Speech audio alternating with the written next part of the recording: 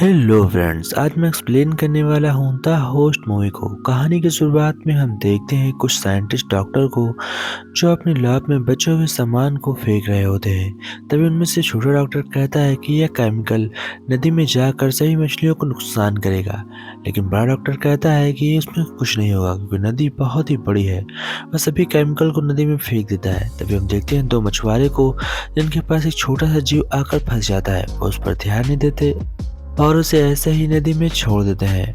फिर हम देखते हैं एक आदमी को जो बीच पर खड़ा होता है और वह उस नदी के अंदर निहार रहा होता है और फिर वह उस नदी के अंदर जंप कर देता है। फिर नेक्स्ट सीन में हमें दिखाया जाता है गैंग को जो सोने में काफी ज्यादा माहिर है। तभी उसके डैड ही वहां पर आते हैं और वह गैंग से कहते हैं कि चलो कस्टमर आ चुके हैं, तुम्हें अपना काम करना होगा। इतनी देर में उसकी बेटी जू वहां पर आ जाती है।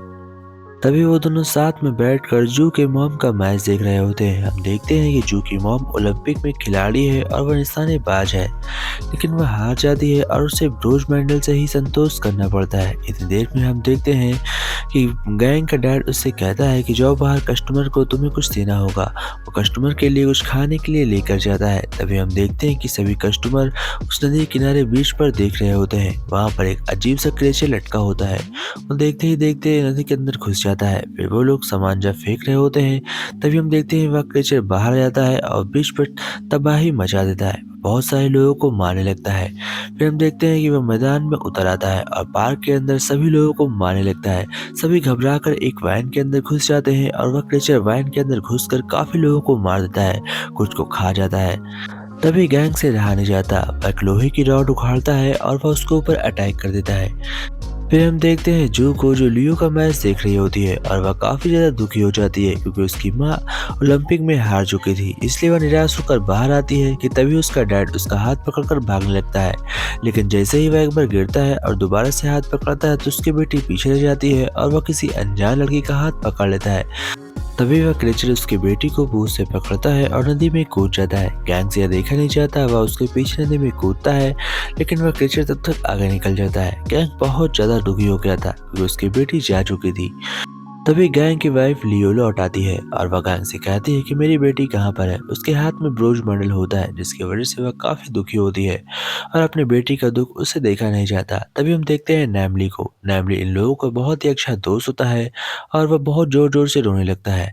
वह गैंग से कहता है कि तुमसे तुम्हारी बेटी नहीं संभाली गई, तुम्हारे होते हुए भला उसे वह मॉन्स्टर लेकर गया। सभी आपस में बात कर रहे होते हैं कि इतनी देर में एक पीला मार्क्स वाला आदमी वहां पर आता है और वह अनाउंसमेंट करता है और सभी से कहता है कि जिसके ऊपर भी उस जानवर ने अटैक किया है वो सभी अलग हो जाएं और प्लीज मुझे बता दें।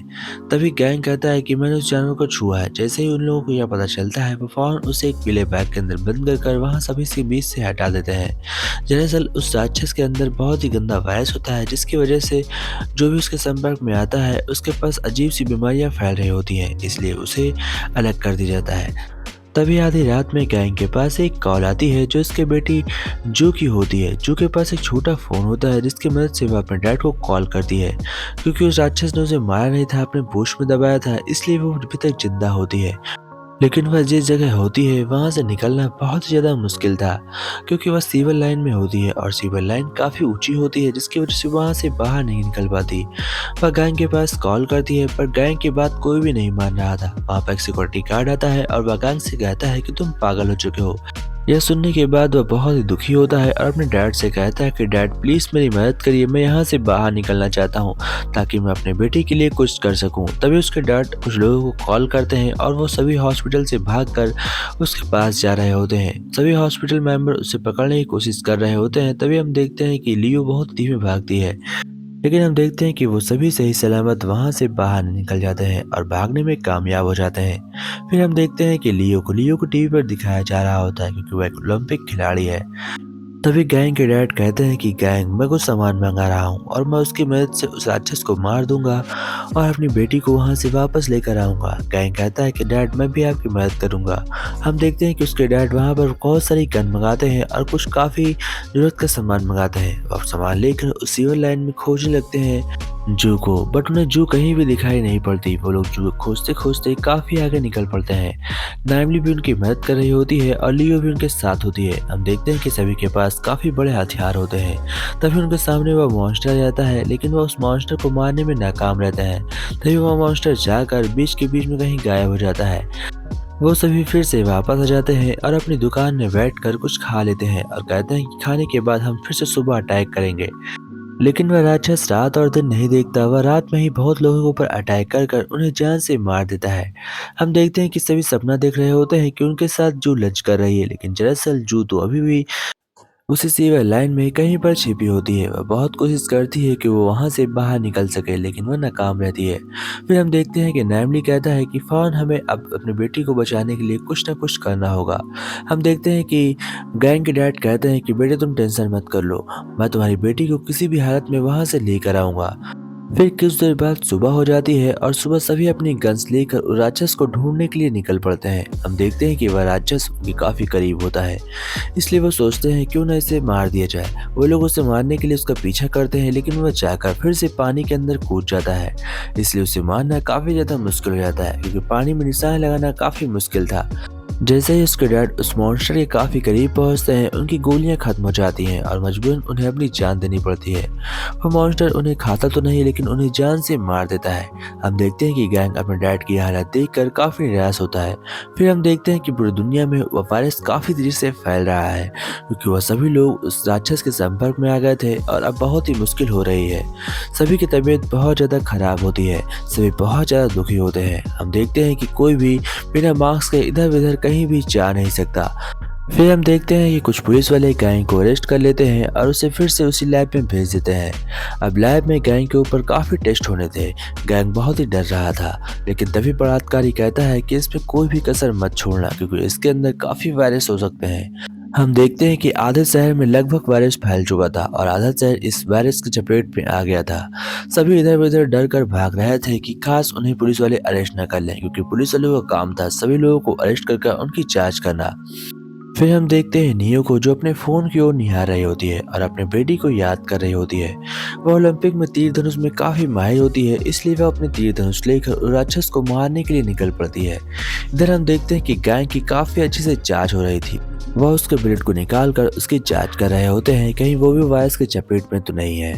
गैंग के ऊपर बहुत सारे टेस्ट होने के बाद जब पता चलता है कि गैंग के ऊपर कोई वायरस नहीं है, क्योंकि इसके खून में कुछ जेनेटिक होता है जिसकी वजह से इस पर वायरस असर नहीं कर रहा था, इसलिए गैंग को वहां से छोड़ दिया जाता है।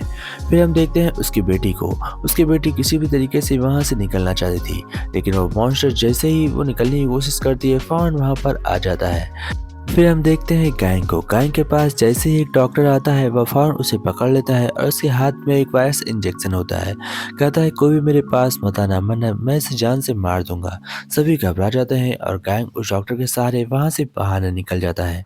फिर हम देखते हैं कि गैंग कुछ लोगों से बात करता है और उनसे कोई हथियार लेता है और कहता है कि मैं उस राक्षस को मारने जा रहा हूँ। इधर हम देखते हैं कि जू भी वहां पर फंसी होती है और वह फैसला करती है कि अब कुछ भी हो जाए, मैं सिविल लाइन से बाहर निकल कर रहूंगी। वह बहुत कोशिश करने के बाद सिविल लाइन पर चढ़ने की कोशिश करती है, लेकिन तभी वहां पर मॉन्स्टर आ जाता है। फिर से वहीं पर फंस जाती है, लेकिन बहुत कोशिश करने के बाद वह चढ़ने में कामयाब हो जाती है और वह दीवार के ऊपर चढ़कर वहां से किसी तरीके से लटक के बाहर निकल जाती है। तभी हम देखते हैं कि उसका डैड वहां पर पहुंच जाता है। गैंग वहां पर बहुत ही मुसीबत से पहुंचता तो है, लेकिन बाहर निकलने में नाकाम होता है और वहीं पर अटका रह जाता है।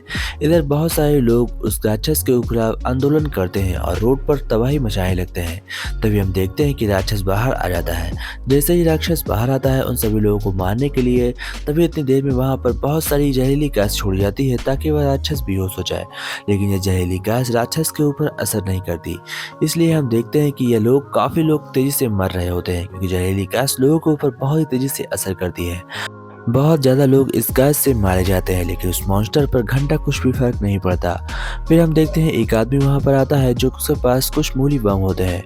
वह उस राक्षस के ऊपर बहुत सारी मूलियां फेंकता है, जिसकी वजह से उस पर आग लग जाती है, लेकिन वह फिर भी बुझ रही होती है। इतनी देर में गैंग वहाँ पर आता है और उसके हाथ में एक बहुत ही बड़ा भाला होता है। वह ले जाकर उस राक्षस के मुंह में घुसेड़ देता है और कहता है कि तुमने मेरी बेटी को छुआ, इसलिए मैं तुम्हें जान से मार दूंगा।